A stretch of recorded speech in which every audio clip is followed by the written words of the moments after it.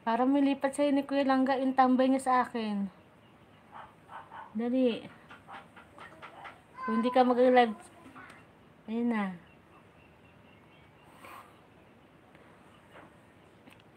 Walang nagkakagusto din kasi. Uy, ang sama mo. Ang sama niya. Umayos ka dyan. Umayos ka, ha? Umayos. Ikaw talaga, ang sama-sama mo. Boss, bakit po ang ganda? Ano daw? Boss, bakit po ang ganda ninyo naman? Malapit. Huwag yung sasabihin yung maganda, mamit siya. Kasi may magreklamo po dyan. May magreklamo. Oh, nabasa mo yun, B-boy, ha? Nabasa mo, ha? Ha, nabasa mo, ha?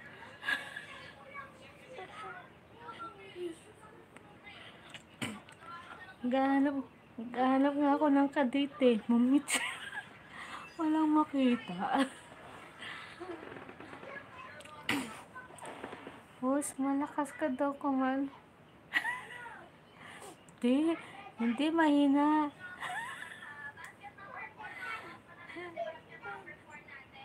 Siyan, wala.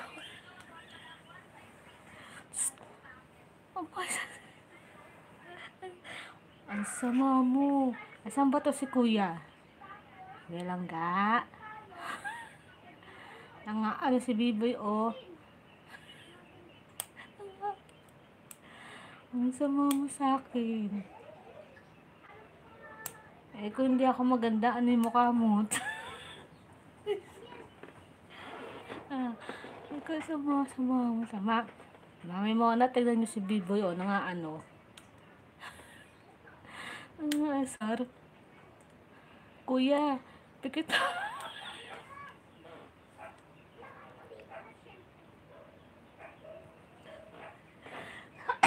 Utusan ba daw si Kuya?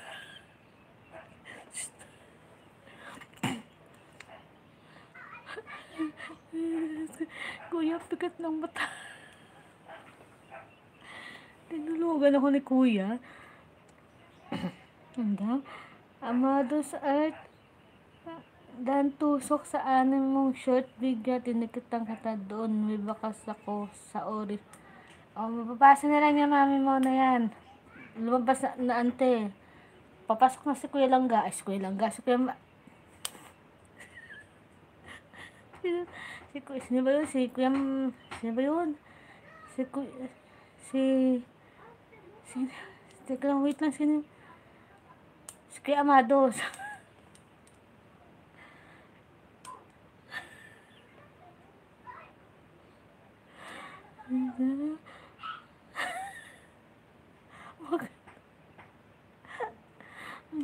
Maganda. Ako. Always ka naman mukhang sabog. Kabayan yan, Amados. Ay, hindi po yan si Kuya Langga. Iba po yan, Kuya Matek. Iba po yan, Mami Mona. Si Kuya Langga hindi pa nagdututot dito sa likod. Nakatambay lang si Kuya.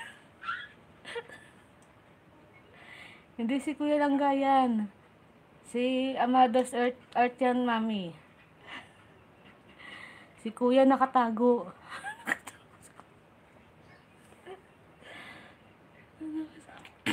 Ano yan? Nakabigilan si Kuya. Natutulog. Tinulugan ako ni Kuya. Joke lang, Kuya.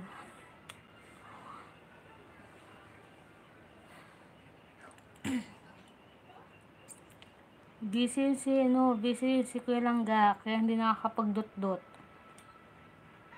Kung hindi busy, tulog.